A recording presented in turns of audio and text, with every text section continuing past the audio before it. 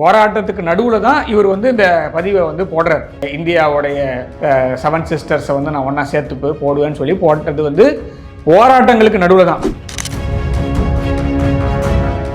மேற்கு உலகத்துடைய ஒரு கைப்பாவியாக, ஒரு நூல் கட்டி ஆட வைக்கின்ற ஒரு பாவையாக இருக்கக்கூடிய முகமது யூனஸ், அவரோட கவர்மெண்ட்டு சரியாக வேலை செய்யலை.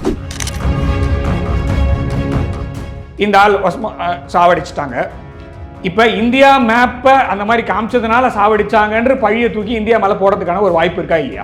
ஆன்டி இந்தியா ஸ்டாண்ட் எடுத்தா இப்போ பங்களாதேஷை ஆளுகின்ற ஆட்சியாளர்களுக்கு லாபமா நஷ்டமா? எந்திரன் படத்தில் வந்து ப்ரொஃபசர் போரா சொல்ற வசனம் தான், பழி வந்து வசீகரனுக்கு ஆனால் அதில் லாபம் எனக்கு அப்படின்ற மாதிரி. அதே மாதிரி ப்ரொஃபசர் முகமது யூனஸ்க்கு பழி இந்தியாவுக்கு, லாபம் எனக்கு. ஸோ அப்படின்னா நான் ஆட்சியை கண்டினியூ பண்ணுவேன். இவர் வரும்போது என்ன சொன்னாங்க, பாலாரும் தேனாரும் ஓடும், 6 மாசத்துல அப்படியே திருப்பி போட்டுருவாரு. ஷேக் ஹசீனாவை தூக்கில் போடுறதுக்கான வழியை வந்து தேர்ந்தெடுத்தார் தவிர பங்களாதேஷில் பெருசாக ஒரு பெரிய சாதனையும் இவர் செஞ்சிடல. 7 இஸ்லாமிய நாடுகள் மீது குண்டு வீசி தாக்குதல் செய்து 5 இஸ்லாமிய நாடுகளை சின்னா பின்னப்படுத்தி, அதுல 3 நாடுகள் எழுந்து வர முடியாத அளவுக்கு சின்னா பின்னப்படுத்திய அமெரிக்க ஜனாதிபதி பராக் ஹுசைன் ஒபாமாவிற்கு நோபலுக்கான அமைதி பரிசு கொடுக்கும்போது இவர் கொடுக்கலாம், தப்பே இல்லை. அடுத்தது வெயிட் பண்ணிட்டே இருங்க, மியான்மர்ல இந்த பிரச்சனை வரும். நான் இன்னைக்கு சொல்றேன், இன்னைக்கு உக்ரைனுக்கு இருக்கிற காரணத்துக்கு முக்கிய மூல காரணம் யாருன்னு பாத்தீங்கன்னா பைடன் அவர்களுடைய பையனும், பைடன் அந்த அட்மினிஸ்ட்ரேஷன், ஒபாமா அட்மினிஸ்ட்ரேஷன் தான் காரணம். இந்தியாவை நண்பன்னு சொல்றீங்க, லார்ஜஸ்ட் டெமோக்ரஸி, ஓல்டஸ்ட் டெமோக்ரஸி, எல்லாம் வாய் கீழே வக்கனையா பேசுறீங்க. என்ன ஆக்ஷன் எடுக்கிறீங்க நீங்க? ஏன்னா பிப்ரவரி மாசம் இப்போ எலெக்ஷன் நடக்க போறது இல்லை, கண்டிப்பா நடக்காது, எனக்கு நம்பிக்கை இருக்கு. ஓகேவா? பாகிஸ்தான்ல இவங்க என்ன பண்ணாங்களோ அதே தான் பங்களாதேஷ்லயும் பண்ணுவாங்க. அவங்க ஊர்ல நடக்கிறது நம்ம ஊர்ல நடக்காம இருக்கணும் அப்படின்னா சில சமயத்துல கவனம் தான் இருக்கணும். ஏன்னா கொக்கி நம்மளுக்கு தான், பங்களாதேஷ்ன்றது புழு தான். ஓகேவா? அந்த புழுக்கு பின்னாடி ஒரு கொக்கி இருக்கு, அந்த கொக்கியை நாம பிடிக்கணும்ன்றது தான் பல நாடுகளுடைய எண்ணம்.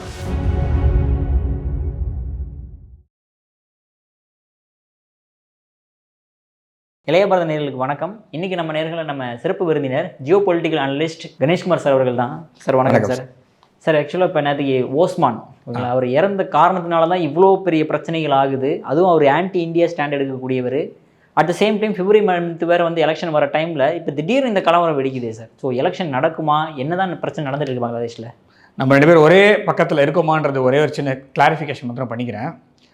முதல்ல ஒரு கலவரம் வெடிக்குது, அதுக்கப்புறமா ஒஸ்மான் வந்து ஒரு போஸ்ட் போடுறாரு முகநூலில், அதில் இந்தியாவையும் பங்களாதேஷோட மேப்பையும் தப்பாக காமிக்கிறாரு, நார்த் ஈஸ்ட் ஃபுல்லாகவே காமிக்கிறாரு. அதுக்கப்புறமா ஒஸ்மான் கொல்லப்படுறார். கொல்லப்பட்ட பிறகு திருப்பி கலவரம் வெடிக்குது. ஸோ அது கண்டினியூ ஆகுது. ஸோ இதில் நடுவில் வந்து ஒஸ்மான் கொலை அப்படிங்கிறது மாத்திரம் தான் ஒரு புது விஷயமே தவிர மற்றபடி அங்கே கலவரம் நடக்கிறதுன்றது வந்து கலவரம் நடந்துட்டு தான் இருக்குது. அதாவது ஒரு போராட்டமாக நடந்துகிட்டு இருக்கு, கலவரமாக பெருசாக வெடிக்கிறதுக்கு முன்னாடி போராட்டமாக நடந்துகிட்டு இருக்கு. போராட்டத்துக்கு நடுவில் தான் இவர் வந்து இந்த பதிவை வந்து போடுறார். இந்த இந்தியாவுடைய 7 சிஸ்டர்ஸை வந்து நான் ஒன்றா சேர்த்து போடுவேன்னு சொல்லி போட்டது வந்து போராட்டங்களுக்கு நடுவில் தான். இந்த போராட்டம் எதுக்கு வருது அப்படின்னு பார்த்தீங்கன்னா, இப்போ ஆளுகின்ற பங்களாதேஷை ஆளுகின்ற ஒரு பப்பட் ரெஜீம், அதாவது மேற்கு உலகத்துடைய ஒரு கைப்பாவியாக, ஒரு நூல் கட்டி ஆட வைக்கின்ற ஒரு பாவையாக இருக்கக்கூடிய முகமது யூனஸ், அவரோட கவர்மெண்ட்டு சரியாக வேலை செய்யலை. அதனால தான் போராட்டமே நடக்குது. எலெக்ஷன் வேணும்னு தான் முதல்ல போராட்டம் பண்ணாங்க. அப்புறமா சில மாற்றங்களை வந்து யூனஸோடைய அரசாங்கம் கொண்டு வருது, இந்த இன்ட்ரீம் கவர்மெண்ட் கொண்டு வருதுன்னும் போது அது சரியாக வேலை செய்யலைன்றதுக்காக தான் போராட்டம் நடக்குது. அந்த போராட்டத்துக்கு நடுவில் தான் இந்த ஆள் கொல்லப்படுறார். இந்த ஆள் சாவடிச்ச பிறகு திருப்பி அது வந்து கலவரமாக, பெரிய கலவரமாக வெடிக்குது. இன்றைக்கி வந்து பார்லிமெண்ட் வரைக்கும் போகிற அளவுக்கு போயிருக்கு. ஸோ இதுதான் சீக்வன்ஸ் ஆஃப் ஈவெண்ட்ஸ் இல்லையா? ஸோ இதில் ஒரே ஒரு கேள்விக்கு மாத்திரம் பதில் சொல்லுங்கள். ஒஸ்மானோட கொல்லப்பட்ட அந்த அந்த நிகழ்வுன்னு இருக்கு இல்லையா, அந்த நிகழ்வு கொலை தானே முதல்ல? அது வந்து கலவரத்தில் சாவலை, கொலை தான். ஓகேவா?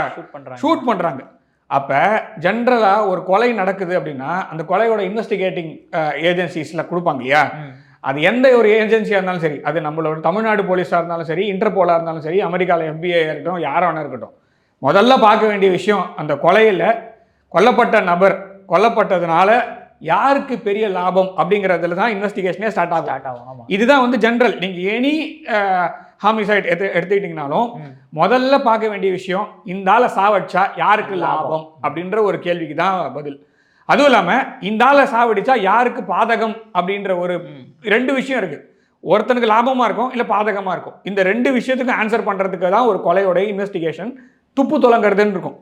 சரி, இப்போ இந்த ஆங்கிளில் எடுத்துப்போம். ஸோ இதை அப்படியே வச்சுட்டு இந்த ஆள் சாவடிச்சிட்டாங்க. இப்போ இந்தியா மேப்பை அந்த மாதிரி காமிச்சதுனால சாவடிச்சாங்கன்ற பழியை தூக்கி இந்தியா மேலே போடுறதுக்கான ஒரு வாய்ப்பு இருக்கா இல்லையா? இருக்கே சார், எல்லாருமே அப்படிதான் பேசிக்கிறாங்க. உலகத்தில் எல்லாத்தையும் அந்த இது கொடுத்தாச்சு, சரியா? ஸோ இப்போ அடுத்து கலவரமாக மாதிரி ஆன்டி இந்தியா ஸ்டாண்ட் எடுக்கிறாங்க. ஆன்டி இந்தியா ஸ்டாண்ட் எடுத்தா இப்போ பங்களாதேஷை ஆளுகின்ற ஆட்சியாளர்களுக்கு லாபமா நஷ்டமா? லாபம் தான். இன்னொன்று, இப்போ இந்த ஒஸ்மான் கொல்லப்பட்ட பிறகு இந்த எலெக்ஷனை போஸ்ட்போன் பண்ண முடியுமா முடியாதா? கன்ஃபார்மா சார், எமர்ஜென்சின்னு போட்டு இப்போ எலெக்ஷன் நடக்குமா நடக்காதான்னு. இப்போ இந்த ஆளுடைய ஆட்சி, அதாவது சொல்றது முகமது யூனஸோடைய ஆட்சி சரியில்லைன்றதுக்காக அது போராட்டமாக இருந்தது. அதுக்கப்புறமா இந்த பதிவு வருது. இந்த பதிவுக்கு அப்புறமா இந்த ஆள் கொல்லப்பட்ட பிறகு கலவரமாக வெடிக்குது, நாடே பற்றி எரியுது, சரியா? முதல்ல இந்த ஒஸ்மான் ஹாதி இந்த ஆள் முதல்ல எப்படி பெரிய ஆளாரா அப்படின்னு பார்த்தோன்னா, மாணவர் புரட்சின்னு ஆரம்பிக்கிறாங்க. மாணவர் புரட்சியில் அந்த நாட்டோடைய ஆளும் வர்க்கத்தையே பரட்டி போட்டு பெரும்பான்மையாக இடம் வெற்றி பெற்ற ஷேக் ஹசீனாவோட ஒரு கவர்மெண்ட்டை தூக்கி கீழே போட்டு குப்பையில் போட்டு, உனக்கு 45 நிமிஷம் கெடுத்துறேன், அந்த 45 நிமிஷத்துக்குள்ள நாட்டோடைய பிரதம மந்திரி நாட்டை விட்டு வெளில போகிறதுக்கு இராணுவம் வந்து ஒரு சேனல் கிரியேட் பண்ணி கொடுக்குது, ஒரு டைம் காரிடார் கிரியேட் பண்ணி கொடுக்குது அப்படின்னா, அப்போ அந்த போராட்டத்திற்கு மிகப்பெரிய வலு சேர்க்கக்கூடியதாக இருக்கக்கூடியது பணம் உண்டா இல்லையா? அந்த பணத்தை அந்த நாடே ஆல்ரெடி திவாலா போயின்னு இருக்கு. அந்த நாடு பணமே இல்லை. அந்த நாட்டில் வந்து பெரிய பிரச்சனையே வந்து வளர்ச்சி விகிதம் குறைஞ்சிருச்சுன்னு ஆரம்பித்த போராட்டத்துக்கு எங்கேருந்து அவ்வளோ பெரிய பணம் மொபிலைஸ் ஆச்சு.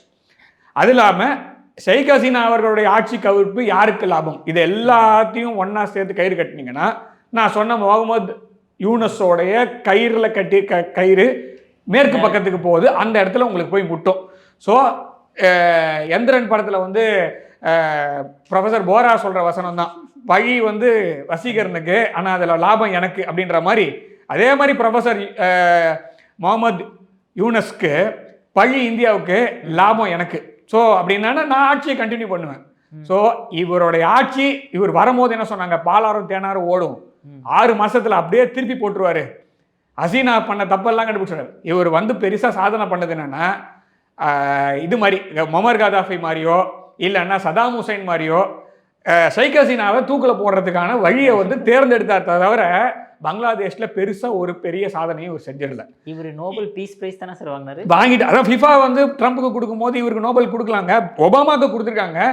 7 இஸ்லாமிய நாடுகள் மீது குண்டு வீசி தாக்குதல் செய்து 5 இஸ்லாமிய நாடுகளை சின்னா பின்னப்படுத்தி, அதில் 3 நாடுகள் எழுந்து வர முடியாத அளவுக்கு சின்னா பின்னப்படுத்திய அமெரிக்க ஜனாதிபதி பராக் ஹுசைன் ஒபாமாவிற்கு நோபலுக்கான அமைதி பரிசு கொடுக்கும்போது இவர் கொடுக்கலாம், தப்பே இல்லை.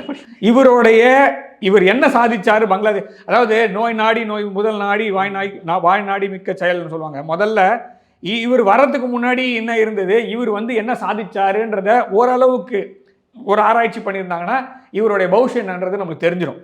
இப்போ இவருடைய ஆட்சி கண்டினியூ ஆகணும். இவருடைய ஆட்சி வந்து அங்கே மேற்கு சொல்கிற மாதிரி கேட்கணும். பங்களாதேஷ் அப்படிங்கிறது வந்து வங்காள விரிகுடா அப்படின்ற பேரிலேயே வங்காளத்தை பார்த்து இருக்குது. அந்த இடத்துக்குள்ள நடுவில் ஒரு பேஸ் வேணும். அந்த பேஸை ஷேக் ஹசீனா அவர்கள் பங்களாதேஷ்லேருந்து அமெரிக்காவுக்கு கொடுத்துருந்தாங்கன்னா இவ்வளோ பெரிய பிரச்சனை வந்திருக்காது. அந்த வண்டி சாதாரணமாக போயிருக்கும். அந்த வண்டியில் நான் வந்து ஒரு சீட்டு கொடுக்க மாட்டேன்னு சொன்னதுக்காக 4 டயரை பஞ்சர் ஆக்கி பெட்ரோல் டேங்க்ல சக்கரையை போட்டு இப்படி வண்டி பக நிற்கிறதுக்கான காரணம் யாருன்னு உலகத்தில் எல்லாருக்குமே தெரியும். ஓகேவா? அந்த பேஸ் கொடுத்துருந்தா, மார்ட்டின் சைலண்ட் கொடுத்துருந்தா உங்களுக்கு இந்த பிரச்சனையை வந்து போகிறது இல்லை அப்படின்னா, ஸோ உங்களுடைய ஒரு பேஸுக்காக இந்த ஈக்குவேஷன் அப்படியே வச்சுருங்க. இது அப்படியே இது வந்து சவுத் ஏஷியாவில் இருக்கக்கூடிய ஒரு பிரதேசம்னு வச்சுக்கலாம். அதாவது பங்களாதேஷ்ன்றது சவுத் ஏஷியாவில் இருக்கக்கூடிய ஒரு நாடு. அந்த நாட்டில் ஒரு பேஸ் இருந்ததுன்னா சைனாவையும் இந்தியாவையும் செக்கில் வைக்க முடியும், கரெக்டாக இல்லையா? ஸோ அமெரிக்காவோட கண்ட்ரோலில் அந்த பேஸ் போயிடுச்சு. ஸோ சைனாக்காரனுக்கும் ஒரு செக் வைக்கலாம், இந்தியாவையும் செக் வைக்கலாம். 2 பேருமே வளர்ச்சியில் இருக்காங்க. அவன் வந்து ட்ரேட் வாரில் ஜெயிச்சுட்டா இவன் வளர்ந்து ஒரு நாட்டில் பெரிய நம்பர் 1 இருக்கான், பெரிய ஜனதா கொண்ட நாடாக இருக்கான். எல்லாத்துக்கும் மேலே சொல்கிறத கேட்க மாட்டேங்கிறான். 2 பேருமே கேட்க மாட்டாங்க. டாரிஃப் போட்டால் போட்டுக்கோ, நீ என்ன வேணா பண்ணிக்கோன்னு சொல்கிற லெவலில் இருக்காங்க. ஸோ இப்போ இவங்க 2 பேரும் செக்கில் வைக்கணும்னா அந்த இடத்துல ஒரு இடம் வேணும். அடுத்தது வெயிட் பண்ணிட்டே இருங்க, மியான்மர்ல இந்த பிரச்சனை வரும். நான் இன்னைக்கு சொல்றேன், மியான்மர்லயும் ப்ராப்ளம் வரும், தாய்லாந்துலயும் கம்போடியாலையும் ப்ராப்ளம் வருது இல்ல, அதே கண்டினியூஷன் மியான்மர்லயும் வரும். ஏன் வரணும்னு சொல்ல, வரும்ன்றது என்னோட ப்ரிடிக்ஷன். ஏன் வரும்னா அந்த இடத்துல டீஸ்டபிளைஸ் பண்ணாதான் திருப்பி சைனாவையும் இந்தியாவும் செக் வைக்க முடியும். ஸோ இது மாதிரியே தான் போயிட்டு இருக்கும். இது வந்து அவங்க டீஸ்டபிளைஸ் ஆனா, அவங்க இன்டர்னலாக ப்ராப்ளம் வந்ததுன்னா வெளியில ப்ராப்ளத்தை டைவர்ட் பண்ணி விட்டு உள்ளுக்குள்ள குளிர் காஞ்சிப்பாங்க. இதுதான் மேற்கத்திய நாடுகள் காலங்காலமாக பண்ணிட்டு இருக்காங்க. 1961 இந்தியாவும் சைனாவும் முட்டிக்கிட்டு இருக்கும் போது இந்தியா உதவி கேட்கும் போது ஏன் உதவி பண்ணல அப்படின்னு பார்த்தீங்கன்னா, அதற்கு 1 வருஷம் முன்னாடி நம்ம கோவா அனெக்சேஷன் பண்ணோம். கோவா அனெக்சேஷன் பண்ணதுக்கு சோவியத் யூனியன் தவிர மிச்ச எல்லா நாடுகளும் மேற்கத்திய நாடுகளும் ஒன்னா நின்று போர்ச்சுகல்ல சப்போர்ட் பண்ணிட்டு இருந்தாங்க. ஸோ அந்த மாதிரி இருந்த அந்த ஒரு காரணத்துக்காக தான் நம்மளுக்கு வந்து உதவி ஒரு ஸ்குவாட்ரன் கொடுங்க. நேரு அவர்கள் கேட்டது ஒரே ஒரு ஸ்குவாட்ரன் கொடுங்க, நான் ஜெயிக்கிறேன். முடியாது, கொடுக்க முடியாது. அதுக்கு நான் வந்து என்னதான் இருந்தாலும் பாரத பிரதமர் அப்படின்ற மாதிரி தான் நான் பேச முடியும். ஸோ அப்படி இருக்கும் போது கொடுக்கல. ஸோ அன்னியிலேருந்து இன்னி வரைக்கும், நான் சொல்கிறேன் 48 இன்னி வரைக்கும் நம்மளுக்கு கான்கிரீட்டாக ஹெல்ப் பண்ணதே கிடையாது. இப்போ they are creating a East Pakistan out of Bangladesh. அது ஸோ இதே ஈக்குவேஷனை தான் இவங்க உக்ரைன்லேயே ரஷ்யா பார்டரில் பண்ணாங்க. பங்களாதேஷை எடுத்துருங்க, உக்ரைனை வைங்க, ரஷ்யா எடுத்துருங்க, இந்தியா வைங்க, சேம் ஈக்குவேஷன் பொருந்தோம். அதே மாதிரி மைனாரிட்டி ப்ராப்ளம், அதே மாதிரி யூரோமைடான் அங்கே பிரச்சனை. அங்கே ஆட்சி ஜெயிச்ச விக்டர் யானுகோவிச்ன்ற ஒருத்தருடைய ஆட்சியை கவுத்து இவங்க வந்து வேற ஒரு பப்பட்டை கொண்டு போய் உட்கார வச்சதுனால தான் இன்னைக்கு உக்ரைன் பத்தி எரியுது. இன்னைக்கு உக்ரைனுக்கு இருக்கிற காரணத்துக்கு முக்கிய காரணம் யாருன்னு பார்த்தீங்கன்னா, பைடன் அவர்களுடைய பையனும் பைடன் அந்த அட்மினிஸ்ட்ரேஷன், ஒபாமா அட்மினிஸ்ட்ரேஷன் தான் காரணம். இன்னொன்று சொல்ல போனோன்னா, அமெரிக்காவுடைய டீப் ஸ்டேட் ஆப்ரேட்டிவ்ஸ்லாம் உக்ரைனில் போய் இறங்கி அவங்க பண்ண அமக்களும் இனி வரையும் எரிஞ்சிட்டு இருக்கு. இன்னைக்கு அவங்களால ஆரம்பிச்சதை கண்ட்ரோல் பண்ண முடியல. அக்னி குஞ்சோண்டு கண்டென்ட் மாதிரி தான் அது எரிஞ்சு வெண்டு தனிந்தது காடு தான் போகும். அது நான் சிம்பு போட பேராக சொல்லிட்டு இருக்கேன், இருந்தாலும் பரவாயில்ல, அப்படிதான் போகுது. ஸோ அது நிற்க போறது இல்லை. ஸோ அதே மாதிரி தான் பங்களாதேஷ்லையும் ஒழுங்கா போயிருந்த ஒரு ஆட்சியை கவுத்து இவங்க வந்து கொண்டு வந்து வேற ஒரு பப்பட்டை உட்கார வச்சாங்க. அந்த பப்பட்டையும் வச்சு கண்ட்ரோல் பண்ண முடியல. பாகிஸ்தான்ல அது வந்து அவங்களுக்கு கை வந்த கலை. அதனால இம்ரான்கானை காலி பண்ணிட்டு இவங்களால சபாஸ் ஷெரீஃப்னு ஒரு பப்பட்டை உட்கார வச்சு முடிச்சு, பப்பட்டையும் காலி பண்ணி இன்னொரு பப்பட்டை கொண்டு வந்து முனீர்ன்ற பேர்ல உட்கார வச்சு ஒரு ஃப்ராடு மார்ஷல், ஃபெயில்டு மார்ஷல் உட்கார வச்சிருக்காங்க. ஸோ இப்போ ஈஸ்ட் பாகிஸ்தானும் அவங்களோட கண்ட்ரோலில் இருக்குது, வெஸ்ட் பாகிஸ்தானும் அவங்களோட கண்ட்ரோலில் இருக்குது. பை முழுக்க அந்த பாகிஸ்தான் மேலேயும் பங்களாதேஷ் மேலேயும் போகும். இந்த கயிறு எங்கே இருக்கோ அவன் நம்ம கண்ணுக்கே பட மாட்டான். ஆனால் உக்ரைனில் என்ன நடக்குதோ அதே தான் பங்களாதேஷ்லையும் நடக்குது, அதே தான் பாகிஸ்தானில் நடக்குது. பாகிஸ்தானில் இருக்க ஜனங்களும் அவங்களுடைய ஆட்சியாளர்களை மாற்ற முடியும்னு நினச்சாங்கன்னா அது முட்டாள்தனம். இது வரைக்கும் ஒரு தடவை கூட அவங்க எலெக்ட் பண்ணி ஒரு லீடரை செலக்ட் பண்ணதே கிடையாது. இது வரைக்கும் எல்லாமே வேற ஒருத்தன் உட்கார வச்சது தான். ஸோ அந்த ஆர்டரே அப்படிதான். ஸோ மேலேருந்து தான் வரும், அமெரிக்காவிலிருந்து தான் வரும். அதுக்கு மேலே சில சமயத்தில் வேணுன்றப்ப வந்து அல்லா அப்படின்றது வந்துடும். அப்படி இல்லைன்னா மற்றபடி ஃபுல்லாக அமெரிக்கா கீழே தான் உங்களுக்கு பாகிஸ்தான், நடுவில் சைனா வந்தது, அப்புறம் அவங்களே கைட்டி விட்டாச்சு. அப்படி பப்பட்டா இருந்தாலுமே ஏன் சார் பாகிஸ்தானில் ஒரு 5 வருஷம் கண்டினியூவாகவே ஒரு ரெஜிம் இருக்க மாட்டேங்குது? ஏன்னா அப்போ அதாவது ஒன்று மொத்தம் சொல்லுங்க, பங்களாதேஷ்ல இப்போ இவங்களால பண்ண முடிஞ்ச விஷயத்த ஏன் வந்து ஷேக் ஹசீனாவோட கவர்மெண்ட்ல இருக்கும்போது பண்ண முடியல? ஒரு பொலிட்டிக்கல் ஸ்டெபிலிட்டி இருக்குதுன்னா அந்த இடத்த இவங்களால எதுவும் பண்ண முடியாது. இப்போ இந்தியாவில் ஏன் இவங்களால பண்ண முடியல? இந்தியாவை சுற்றி இருக்க எல்லா நாட்டுக்கும் செக்கு. ஆமா சார், நீங்க எடுத்து பார்த்துக்கோங்க. சார்க்கை மொத்தமும் காலி பண்ணி வயிற்று சாப்பிட்றதுக்கான ஏற்பாடு தான் முக்கியமா சொல்லணும்னா. இதுல சைனாவுக்கும் பங்கு இருக்கு, வெஸ்டர்ன் கண்ட்ரிஸ். இப்போ ஊர் 2 பட்டா கூத்தாடி கொண்டாட்டம். இது ஓன் பிளேஸ்னா மாத்திரம் தான் உங்களுக்கு கோவம் வரும். அது வேற ஒரு நாடு தானே. இப்போ அமெரிக்காவிலேயே கூட உள்ளுக்குள்ள இருக்கிறவங்க வெளியிலேருந்து போய் இமிகிரேட் ஆனவங்க தானே. ஸோ அதனால தான் உங்களுக்கு அந்த அந்த ஆங்கிள் என்னைக்கு அமெரிக்காவுக்குள்ளே வருதோ, இவன் ஊர் முழுக்க பற்ற வச்சுட்டு இருக்கான்ல, அது என்னைக்கு உள்ளே வருதோ அன்னைக்கு ஜெர்மன் அமெரிக்கன், பிரிட்டன் அமெரிக்கன், அப்புறமா வந்து அது மாத்திரம் வரவே வராது. நீங்கள் ஆப்பிரிக்கன் அமெரிக்கன்ற வார்த்தை பேசுவாங்க, சைனீஸ் அமெரிக்கன் பேசுவாங்க, இந்தியன் அமெரிக்கன் பேசுவாங்க, ஹிஸ்பானிக்ஸ். ஸோ அந்த மாதிரி அதாவது சவுத் அமெரிக்கன்ல கண்ட்ரீஸ்ல இருக்கிற அந்த அமெரிக்கன் சேர்த்துப்பாங்களே தவிர ஒரு தடவை கூட யூரோப்பியன் அமெரிக்கன்ற வார்த்தையே வராது. ஏன்னா இவங்க அவுட் ஹவுஸ் மாதிரி போய் ஆக்கிரமிப்பு பண்ணி உட்காந்துருக்காங்க. ஸோ இது கண்டினியூ ஆகிட்டு இருக்கும். என்னைக்கு வந்து யூரோப்பில் பிரச்சனை வருதோ, யூரோப்புக்குள்ள என்னைக்கு வந்து இவங்க உள்ள டிசன்டிகிரேட் ஆகிறாங்களோ, 200 நாடு தனி நாடு கோரிக்கை இருக்குது யூரோப்புக்குள்ள. 200 நாடு கோரிக்கை இருக்கு தனி நாடு. அவன் பிச்சின்னு போறதுக்கு ரெடியா இருக்கான். யூரோ யூனியனே வந்து பாத்தீங்கன்னா அது வந்து ஒரு மாதிரி ஒட்ட வச்சிருக்காங்க. அதாவது என்ன சொல்ல, ஃபெவிகால் கூட ரொம்ப ஸ்ட்ராங்கா இருக்கும். இது அரிசி சோத்துல ஒட்டின மாதிரி தான் அது. டு பி ஃப்ராங்க் அவ்வளவுதான். கிரீஸையும் ஜெர்மனியும் நம்மளால கம்பேர் பண்ண முடியாது. ஸோ 2 பேரோட இது வந்து நான் சொல்லலை, லீ குவான் யூ அவர்கள் சொன்னது. கிரீக்கோட த்ரிஃப்ட் ஹாபிட் என்ன, ஜெர்மன்ஸோடைய த்ரிஃப்ட் ஹாபிட் என்ன, இவங்களோட பிரெயின், ஸ்வீடன் எப்படி இருக்காங்க, நார்வே எப்படி இருக்காங்க, இவங்களாம் மொத்தமாக சேர்த்து கூச்சி வச்சு யூரோ அப்படின்னா இது ஃபெயில் ஆகும்னு 2010 நான் சொல்ல 2005 சொல்லியிருக்கேன் லீ குவான் யூ. ஸோ அப்படி சொல்லும் போது நீ வந்து உன்னுடைய ஊரில் பார்க்காம மற்ற ஊரில் பிரச்சனை தான் இப்போ போயிட்டு இருக்கு. ஸோ பங்களாதேஷ்க்கு திரும்பி வந்தோன்னா பங்களாதேஷ் அவங்களுக்கு கண்ட்ரோலில் இருக்கணும். ஏன்னா அது வெஸ்ட் பாகிஸ்தான் எப்படி அவங்களோட கண்ட்ரோலில் இருக்கோ ஃபுல் கண்ட்ரோலில் ஈஸ்ட் பாகிஸ்தான் வரணும். ஸோ சிஏஏ வச்சு இன்டைரக்டாக மூவ் பண்ணாமல் டேரெக்டாக ஐஎஸ்ஐ வச்சே மூவ் பண்ணுறதுன்றது ஈஸி. ஏன்னா ஆல்ரெடி அவங்க 1971 முன்னாடி ஐஎஸ்ஐ தானே இருந்தது ஃபுல்லாகவே. ஐஎஸ்ஐயோட கண்ட்ரோலில் தான் ஃபுல்லாகவே 2 ஈஸ்ட் வெஸ்ட் இருந்தது. 3 அமுச்சு விட்டாங்க வெளியில். இன்னி வரைக்கும் பாகிஸ்தானோடைய நான் சொல்கிறது வெஸ்ட் பாகிஸ்தானுடைய பசங்க எல்லாருமே 1971 ஜெயிச்சுட்டா சொல்கிறாங்க. அப்புறம் எப்போ பங்களாதேஷ் ஒரு நாடு வந்ததுன்னா யாருக்கும் தெரிய மாட்டேங்குது. ஸோ இப்போ இந்த மாதிரி தான் அவங்களுடைய அறிவு, அந்த மாதிரி தான் அவங்க இன்டாக்டினேட் பண்ணி வளர்க்கப்படுற ஒரு சொசைட்டியாக இருக்காங்க. ஸோ இப்போ பங்களாதேஷை வச்சோன்னா 2 நாட்டையும் அவங்களால செக் வைக்க முடியுன்றதுனால அந்த கணக்கில் இவங்க மூவ் பண்ணுறாங்க. It has nothing to do with India. அப்படி பண்ணாலுமே என்ன தப்புன்றது என்னுடைய தனிப்பட்ட கருத்து, அது வேறு விஷயம், அது ஓரமாக வச்சுருவோம். ஆனால் என்னுடைய நாட்டுடைய பிரதமருக்கு உயிருக்கு அச்சுறுத்தல் ஏற்படுத்தும் வகையில் ஒரு சிஏ ஆபரேட்டிவ், முன்னாள் சிஏ ஆபரேட்டிவ்னு அவங்க சொல்கிறதையே எடுத்துக்கலாம், அப்படியே லெட் அஸ் பை தட். அப்படி இருக்கும்போது அந்த மாதிரி ஒரு நாட்டில் இந்த மாதிரி ஒரு பதிவு பண்ணும் போது அது மாதிரி ஒரு ஆக்ஷன் எடுத்தாங்கன்னா அது நீங்கள் பண்ணும்போது ஒசாமா பின் லாடன்னு பாகிஸ்தானில் 10 வருஷம் 5 ஸ்டார் வாழ்க்கை வாழ்ந்துட்டு இருந்தேன். கரெக்டாக இல்லையா? ஸோ நீ போய் உலகத்தில் முழுக்க எல்லா நாட்டையும் தேடி 7 நாடு காலி பண்ணி பாமெல்லாம் போட்டு உன்னுடைய ஃபேவரட் சைல்டு, உன்னுடைய ப்ராடிகல் சைல்டு பாகிஸ்தான் அப்படின்ற ஒரு நாட்டை நீ வந்து அதில் வச்சிருக்கிற ஒசாமா பின் லாடனை நீ போய் சுட்டு கொண்டு தண்ணியில் புதைச்ச சொல்கிற. ஸோ நீ பண்ணலாம். ஸோ என் நாட்டை டிஃபேஸ் பண்ணி என் நாட்டு தலைவரை, என் நாட்டு உலகத்தில் 29 நாட்டில் நாடு, அதாவது சில பெரிய நாடுகள் உட்பட எல்லா நாட்டிலையும் உயரிய விருது கொடுத்துருக்கிற ஒரு ஒரு விரும்பப்பட்ட ஒரு தலைவரை எலிமினேட் பண்ணணும்னு ஒருத்தன் உட்காந்துருக்கான். அந்த நாட்டுக்கு என்ன மரியாதைன்னு நான் கேட்குறேன். ஸோ இப்போ அந்த மாதிரி ஒரு ரெஜிம் இருக்கு இல்லையா, அந்த ரெஜிம் மாற்றணுன்றது உங்களுக்கு எண்ணமே இல்லை. ஸோ அந்த ரெஜிம் மாற்றந்தே நீங்கள் தான் அப்படின்னும் போது மேற்கத்திய நாடுகளுக்கு என்ன மரியாதை இருக்குது அப்படின்ற கேள்வியை தான் இந்தியர்கள் வைக்கணும். So it has nothing to do with India, but we have all the right to question அந்த ரெஜிம், பப்பட் ரெஜிமை இந்தியர்கள் அனைவரும் கேள்வி கேட்க வேண்டிய விஷயம். நான் என்ன உன் சோத்தில் இது பண்ணமா தடுத்து நிறுத்தணுமா? இன்னி வரைக்கும் நம்ம உதவி பண்ணிட்டு இருக்கோம்.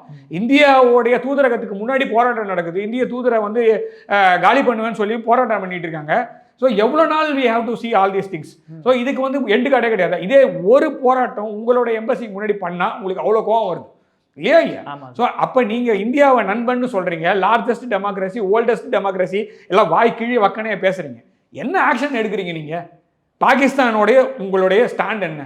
அசீம் முனீரோட தோல் மேலே அமெரிக்கன் பிரசிடென்ட் கை போட்டுக்கிட்டு பேசுகிறேன்னு சொல்லி பேசிட்டு பிரைம் மினிஸ்டர் போகும்போதெல்லாம் கூடவே எது நாயின்னு தெரியல. எப்போவுமே அது வந்து நான் சொல்கிற வார்த்தை வந்து ஏதாவது ஒரு மனுஷன் போகும்போது வாக்கிங் கூட்டு போகும்போது நாய் கூட்டு போவாங்க. நான் சொல்கிறது வார்த்தை தப்பு, அதாவது ஒரு கனமான வார்த்தை தான். But still I have to ask that question. யார் தலைவர்? ஏதாவது ஒருத்தர் தான் தலைவராக இருக்க முடியும். பிரைம் மினிஸ்டர் தலைவர்னா இந்த ஆள் எதுக்கு? அதில் மிலிட்டரி லீடர்ஷிப் உங்களுக்கு எதுக்கு? நீ மக்களால் தேர்ந்தெடுக்கப்பட்ட ஒரு தலைவர் அப்படின்னா இந்த நாட்டில் மக்களால் தேர்ந்தெடுத்த தலைவரோட மாத்திரம் தான் நீ பேசணும். என்னைக்காவது நரேந்திர மோடி அவர்கள் வெளியூர் போகும்போது நம்மளோட ஜெனரலில் யாராவது ஒருத்தர் கூட்டு போயிருக்காரா? ஸோ நீங்கள் அதாவது இன்டெலிஜென்ஸு, நேஷனல் செக்யூரிட்டி அட்வைசர் அந்த மாதிரி ஏதாவது கூட்டிகிட்டு போனால் பரவாயில்ல. இது ஜென்ரலே கூட்டிகிட்டு போகிறேன். அப்போ உங்கள் ஊரில் தலைமைன்றது ஜென்ரலா இல்லை பிரைம் மினிஸ்டரா? உன்னோட நாட்டோட அரசியலமைப்பு சட்டத்தையே மாற்றிட்டேன். பாகிஸ்தானோட அரசியலமைப்பு சட்டத்தையே மாற்றியாச்சு. இப்போ அதே அரசியலமைப்பு சட்டத்தை பங்களாதேஷ்லேயும் மாற்றுறதுக்கான முயற்சி ஏற்படுறீங்களா? ஏன்னா பிப்ரவரி மாதம் இப்போ எலெக்ஷன் நடக்க போகிறது இல்லை, கண்டிப்பாக நடக்காது, எனக்கு நம்பிக்கை இருக்குது. ஓகேவா? பாகிஸ்தானில் இவங்க என்ன பண்ணாங்களோ அதே தான் பங்களாதேஷ்லேயும் பண்ணுவாங்க. they will somehow stop it. இது வந்து இன்னும் கொஞ்சம் வெடிக்க வச்சு இதுக்கு மேலே எலெக்ஷன் நடத்துவதற்கான சந்தர்ப்பம் இல்லை, இப்போது நாடு வந்து அதற்கான நிலைமையில இல்லை, இன்னும் கொஞ்சம் 6 மாதம் போஸ்ட்போன் பண்ணி இதே பப்பட்டை கண்டினியூ பண்ணுவாங்களே தவிர இது வந்து நடக்க போகிற மாதிரி எனக்கு தெரியல. எனக்கு கண்ணு கேட்டிய தூரம் வரை எலெக்ஷன் கண்ணுக்கு தெரியல பங்களாதேஷை பொறுத்த வரைக்கும். பங்களாதேஷ் மக்கள் அடிச்சு செத்தா யாருக்கு என்ன இது பாவம்? நம்ம வேணா வருத்தப்படலாம், ஏன்னா நம்ம இது முன்னாடி வருத்தப்பட்டிருக்கோம். ஏன்னா இந்தியா வந்து பங்களாதேஷியர்களை அதாவது அவங்களுடைய கஷ்டத்தில் நாம் வந்து உள்ளே போய் அந்த நாட்டுடைய கஷ்டத்தை தீர்த்து வச்சோம். அதற்கான பிரதிபலனை தான் இன்னைக்கு நம்மளோட இவ்வளோ பண்ணிக்கிட்டு இருக்காங்க. 1971 நான் சொல்றது காங்கிரஸ் கவர்மெண்ட், இந்திரா காந்தி அவர்கள் பாரத பிரதமராக இருக்கும் போது ஐ கான்ட் சி திஸ் அப்படின்னாங்க. ஸோ அப்போ தான் சாம் மானேக்ஷா கூட நீ வார் இப்போ நீங்கள் என்னை உள்ளே போக சொன்னீங்கன்னா என்ன அர்த்தம் தெரியுமா அப்படின்னு சாம் மானெக்ஷா கேட்கும்போது என்னது அப்படின்னா போர் அப்படின்னா பரவாயில்ல பண்ணுங்க, இதுக்கு நான் உங்களுக்கு ஃபுல் சப்போர்ட், பொலிட்டிக்கலாக உங்களுக்கு என்ன பண்ண முடியுமோ நான் பண்ணி கொடுக்குறேன்னு சொன்னாங்க, ஜெயிச்சு கொடுத்தாங்க. ஸோ அந்த மாதிரி பங்களாதேஷ்குள்ளே நடக்கிற அசம்பாவிதங்களையும் அந்த மக்களுடைய கஷ்டத்தையும் போகிறதுக்காக இந்தியா வந்து 93,000 பேருக்கு சோறு போடுறது சாதாரண விஷயமானது. நம்ம ஊர்லேயே கஷ்டப்பட்டுட்டு இருக்கும் போது போர்லேருந்து வெளில வந்திருக்கோம், போரில் நம்ம ஜெயிச்சிட்டோம். தோத்தவனுக்கு 93,000 சோல்ஜரை ட்ரெயினில் ஏற்றி வெஸ்ட் பெங்கால் வழியாக அப்படியே நேரம் கொண்டு போய் அமிர்தசரில் விடணும். இதில் எல்லாமே பண்ணோம். ஓகேவா? அத்தனை 93,000 பேரும் 3 மாதம் சாப்பாடு போட்டால் தான் அனுப்ப முடியும். 3 வேலையும். அங்கே ஒரு 6 மாதம் கழித்து இவர் போகிறார், சாம் மானெக்ஷா, ஃபீல்டு மார்ஷல் சாம் மானெக்ஷா போகும்போது அங்கே ஒரு சோல்ஜர் வந்து பார்த்துட்டு, சார் உங்களுடைய ஆர்மியை நீங்கள் கமெண்ட் பண்ண மாதிரி எங்கள் ஊரில் ஒருத்தர் இருந்தால் நாங்கள் ஜெயிச்சிருப்போம் சார். ஸோ அந்த மாதிரி ஒரு ஆர்மி, ஜென்டில்மேன் ஆர்மி நம்மக்கிட்டே இருக்குது. ஸோ அந்த துப்பாக்கியை திருப்பி கொடுத்தோம். அந்த 93,000 பேருடைய துப்பாக்கியும் இதுதான் தில்லு. இதுதான் வந்து ஒரு பெரிய விஷயம். என்னன்னா 93,000 பேரை திருப்பி அமிச்சிட்டு இந்த துப்பாக்கி நீயே வச்சுக்கோ அப்படின்னு கொடுக்கறதுக்குன்னு ஒரு கெத்து வேணும். அதுதான் இந்தியன் ஆர்மி, ஆர்ம்டு ஃபோர்ஸஸ்க்கு நம்ம பெரிய சல்யூட். ஸோ அவ்வளவும் பண்ண பிறகு இன்னைக்கு இவங்க இந்த மாதிரி பண்ணுறது எந்த அளவுக்கு நன்றி கெட்டத்தனோன்னு அப்படின்னு உலகம் தான் பார்க்கணும், அந்த நாட்டு மக்கள் தான் உணரணும். ஷேக் ஹசீனா பெருசாக பண்ணிட்டாங்கன்னா ஷேக் ஹசீனாவோட அப்பாவுக்கு என்ன நடந்தது அந்த டைமில், என்னென்ன அந்த ஆட்சி அவர் வந்து இந்தியா போல பங்களாதேஷ் செயல்படும்னு சொன்ன காரணத்துக்காக அவர் பண்ணாங்க. அவ்வளோதான், அதான் அர்த்தம், வேறு எதுவுமே கிடையாது. ஸோ அப்படிப்பட்ட ஒரு நாட்டில் நீங்கள் வந்து இவ்வளோ விஷயத்தை எதிர்பார்த்து நம்ம வந்து அவங்களோட நம்ம உறவில் இல்லை. அதுக்கப்புறம் 71 அப்புறமா திருப்பி இந்த 2020 அதுக்கப்புறமா வந்து திருப்பி பாகிஸ்தான் கையில் தான் போயிடுச்சு. அந்த டைமில் அந்த கோவிட் டைம்லேயும் நம்ம உதவியெல்லாம் பண்ணியிருக்கோம். இருந்தாலும் சில விஷயங்கள் அப்படியே தான் நடக்க முடியாதவை நடக்கக்கூடாது. நம்ம எவ்வளோ தான் ட்ரை பண்ணாலும் திருப்பி கையை உரின்னு போய் ட்ரெயினில் முன்னாடி தான் நிற்பண்ணா ஒன்றும் பண்ண முடியும். அப்படி தான் இவங்க நின்று இருக்காங்க. அந்த மக்கள்கிட்ட அவங்களே நினச்சாலுமே இனிமேல் இந்த ரெஜிம் மாறுறதுன்றது ரொம்ப கஷ்டம். இது வந்து நம்ம நிறைய பதிவுகள்லாம் பார்க்க முடியுது சமூக வலைதளங்களில் பார்க்கும்போது. இந்தியா வந்து இன்டர்வீன் பண்ணணும், இந்தியா இன்டர்வீன்லாம் பண்ணக்கூடாது. இப்போதைக்கு இந்தியா வந்து வெயிட் பண்ணும். அமெரிக்கா வந்து நம்பர் 1 ஸ்பாட்டுக்கு போனது 1 நாள் 2 நாள்லையோ இல்லை 10 வருஷத்துல 20 வருஷத்துலையோ போல, அவங்க ரொம்ப நாள் வெயிட் பண்ணாங்க. அதுக்கான you have to wait for the opportunity. அதனால் சில இதெல்லாம் பார்த்துட்டு கம்முன்னு இருக்கணுமானா அது வந்து நம்ம ஊரில் நடக்காமல் இருக்கணும்னா கம்முன்னு இருக்கிறது தான் நல்லது. ஓகேவா? ரொம்ப சிம்பிளாக சொல்கிறேன். இது வந்து நான் சொல்கிறது ரொம்ப ஒரு மாதிரி காட்டமான ஒரு பதிலாக இருக்கும். ஆனால் அவங்க ஊரில் நடக்கிறது நம்ம ஊரில் நடக்காமல் இருக்கணும் அப்படின்னா சில சமயத்தில் கம்முன்னு தான் இருக்கணும். ஏன்னா கொக்கி நம்மளுக்கு தான். பங்களாதேஷ்ன்றது புழு தான். ஓகேவா? அந்த புழுக்கு பின்னாடி ஒரு கொக்கி இருக்குது. அந்த கொக்கியை நாம் பிடிக்கணுன்றது தான் பல நாடுகளுடைய எண்ணம். நாம் வந்து அப்படியே சைலண்ட்டாக விட்டோன்னா அது பாட்டுன்னு அது வந்து அவங்களுக்கு அதை அனுபவிக்கணும்னு அவங்களோட தலையில் இருக்குன்னா பண்ணிடலாம். ஒரு பாயிண்ட் ஆஃப் டைமுக்கு மேலே we can enter அப்படிங்கிறது தான் என்னுடைய பார்வையாக வைக்கிறத தவிர இமீடியட்டாக நம்ம வந்து ஒரே ஒரு அப்படின்னா இது வந்து காலங்காலம் நடந்தது தானே. பெங்கால் ஃபைல்ஸ் படம், அதே மாதிரி 1946 டைரக்ட் ஆக்ஷன் டே எல்லாம் நீங்கள் படிக்கவே முடியாது. அதாவது வல்ச்சர்ஸ் ஃபீஸ்டட் அப்படின்வாங்க. நீங்கள் இன்னி கூட படம் எடுத்து பார்த்து, அதாவது ஃபோட்டோஸ் நான் சொல்கிறது 1946 ஆகஸ்ட் மாதம் 16ஆம் தேதி சும்மா கூகுள் இமேஜஸில் போய் தேடி பாருங்கள், பெங்கால் போட்டு பாருங்கள். கழுகுல உண்மையில உட்காந்துருக்கும், வீட்டு மேலே கழுகு இருக்கும், கீழே ஃபுல்லாக டெட் பாடிஸ் இருக்கும். அந்த மாதிரி இருந்த ஊர் தான் அது. இன்றைக்கி நேர்த்திலாம் நடக்கலை, காலகாலமாக நடந்துட்டு இருக்கு. சில சமயத்தில் நாம் வந்து கம்முன்னு இருக்கிறது நம்மளுக்கு நல்லதுன்னா வில் டேக் தட். அப்படி தான் நான் பார்க்குறேன். இருந்தாலும் பார்டர் சுச்சுவேஷன் ரொம்ப கிரிட்டிக்கலான சுச்சுவேஷன் இருக்கலாம் சார். அங்கெல்லாம் ஆர்மி பீப்புளாக நம்ம ரெடியாக தான் இருக்கும். அந்த பார்டரை தாண்டி இந்த பக்கம் வந்ததுன்னா எப்படி பதில் சொல்லணும்னு நம்மக்கிட்ட இருக்குது. அது அவங்களுக்குள்ளேயே இருக்குதுன்னா பிரச்சனை நம்மளுக்கு கிடையாது. நம்ம வேடிக்கை தான் இப்போதைக்கு பார்த்தானோ அதுதான் இந்தியாவுக்கு நல்லது. ஏன் நல்லது அப்படின்னா we have to wait for the opportunity for the correct time. So இது வந்து நம்மளை சுற்றி 3 நாடு 4 நாட்டில் பிரச்சனை இருக்குது. ஸோ ஸ்ரீலங்காவில் இப்போ ஓரளவுக்கு அமைதி திரும்பி இருந்தாலும் சைனாவோட ப்ரெசன்ஸ் ஜாஸ்தியாக இருக்குது. ஓகேவா? நேபாள் வந்து டைரக்ட் ஆட்சி மாற்றம் வந்து அமெரிக்காவோடைய ரெஜிம் சேஞ்ச் ஆப்ரேஷன் தான் சொல்லிட்டாங்க. பாகிஸ்தான் கேட்கவே வேணாம். 47-48லேருந்து லியாகத் அலி கான்லேருந்து சபாஸ் ஷெரீஃப் வரைக்கும் எல்லாம் அமெரிக்கா தான். நடுவில் கொஞ்சோண்டு இம்ரான் கான் வந்து கொஞ்சம் அவுட் ஆஃப் த சிலபஸ், அவ்வளோதான். மற்றபடி அவரும் அந்த ஆள் தான், அவங்களோட வெஸ்ட் கண்ட்ரோல் தான். பட் ஸ்டில் நடுவில் கொஞ்சம் ஃப்ரீக் அவுட் பண்ண பார்த்தாரு, தூக்கி உள்ளே போட்டாங்க. உயிரோடு இருக்காரா இல்லையா, உயிரோடு இருக்கணும்னு என்னோட வேண்டுதல். அப்படி இருக்கட்டும். ஸோ ஆக மொத்தத்தில் ஃபுல்லாக அந்த கண்ட்ரோல் தான். பூட்டான் வந்து கிங்டம், அதை வச்சு சைனா ப்ளே பண்ண பார்க்குறாங்க, முடியல. பூட்டான் மாத்திரம் தான் ஓரளவுக்கு அப்படியே கண்டினியூ ஆகும். ஸோ பங்களாதேஷ் நம்ம பார்த்துட்டோம், பர்மா பார்த்துட்டோம். ஸோ எல்லாமே சுற்றி இருக்கக்கூடிய சார்க் நேஷன்ஸ் மொத்தமும் பிரச்சனையில் இருக்குது. செக்கு வந்து நம்மளுக்கு தான். ஓகே, 2 பக்கமும் இருக்குது. நம்மளோட கிழக்கு பக்கத்துக்கும் செக்கு, நம்மளுக்கும் செக்கு. சரியா? ஸோ பிரிக்ஸுக்கு தான் main check. So Russia problem, China problem, India problem, South Africa direct பிரச்சனை, பிரேசில் டைரெக்டாக சொல்லிட்டாங்க முடியாதுன்னு சொல்லிட்டு. ஸோ பிரிக்ஸ் அப்படியே கண்டினியூ பண்ணிங்கன்னா எத்தியோப்பியா. ஸோ எல்லாத்துலேயுமே ஸோ உங்களுக்கு பிரிக்ஸ் ப்ளஸ் ஃபார்ம் ஆச்சு. 40% உலகத்தோடைய மக்கள் தொகை, 45% ஜிடிபி பொருளாதாரம், உலகத்தோட பொருளாதாரம் இருக்கக்கூடிய இந்த கூட்டமைப்பை சிதைக்கணும்னா ஒரே வழி மாத்திரம் தான் இருக்குது. மெயின் கண்ட்ரி 5 தூக்கு. இந்த கண்ட்ரியை டீஸ்டபிளைஸ் பண்ணு, மற்றதெல்லாம் ஆட்டோமேட்டிக்காக விழும். இருக்கிற அப்படியே வேர்ல்டு ஆர்டர் கண்டினியூ பண்ணும். இதுதான் பாயிண்ட் இருக்குது. ஸோ வேர்ல்டு ஆர்டர் மாறணும்னா சில சமயத்தில் we have to wait. Sir சூப்பராக எக்ஸ்பிளைன் பண்ணீங்க சார். உங்கள் பொண்ணான நேரத்தில் இளைய பாரதம் மிக்க நன்றி சார். அதே மாத்திரம் சார்.